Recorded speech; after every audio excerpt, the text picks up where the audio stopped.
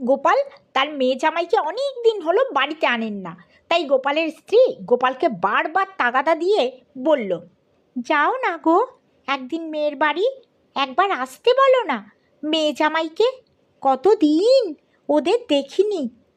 গোপাল বললেন, তুমি তো বলেই খালাস, কিন্তু জানো কি জামাইকে খাওয়াতে কত খরচ, কথায় বলে জামাই আদর। গোপালের স্ত্রী সে কথা শুনবে কেন, বললেন, তা বলে তুমি মেয়ে জামাইকে আনবে না? সবাই তো আদর করে আনে, তোমার মতন এমন হাড় কঞ্জুস আমি কোথাও দেখিনি। অগত্যা গোপাল একদিন মেয়ের বাড়ি গিয়ে মেয়ে জামাইকে আপ্যায়ন করে আনলেন।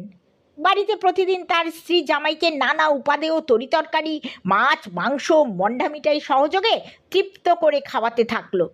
জামাই বাবা জীবন এরকম খাতিরদারি পেয়ে আর বাড়ি যাওয়ার নামটি করে না।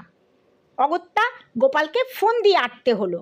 একদিন জামাইকে কাছে ডেকে গোপাল বললেন, বাবা একটু মুশকিলে পড়েছি, উঠোনের ওই ধারে পাতিলেবু গাছে অজস্র পাতিলেবু ফলেছে, চোর রাতের দিকে মৌকা বুঝে রোজই তা চুরি করছে, আমি কিছু করে উঠতে পারছি না, তুমি যদি ওখানে একটু অন্ধকারে ঘাপটি মেরে বসে থাকো তাহলে হয়তো চোরকে ধরে ফেলতে পারবে।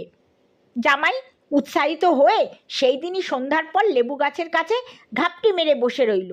আর এদিকে গোপাল তার স্ত্রীকে বলল, বড্ড গরম পড়েছে, পাতিলেবুর শরবত এক গ্লাস করে দাও না। শরবত করার জন্যে তার স্ত্রী সেই আবছা অন্ধকারে পাতিলেবু তুলতে গেল। শাশুড়িকে চোর মনে করে জামাই ধরে চেঁচাতে লাগলো। শাশুড়িও নিজেকে মুক্ত করার জন্য ছটফট করতে থাকলো।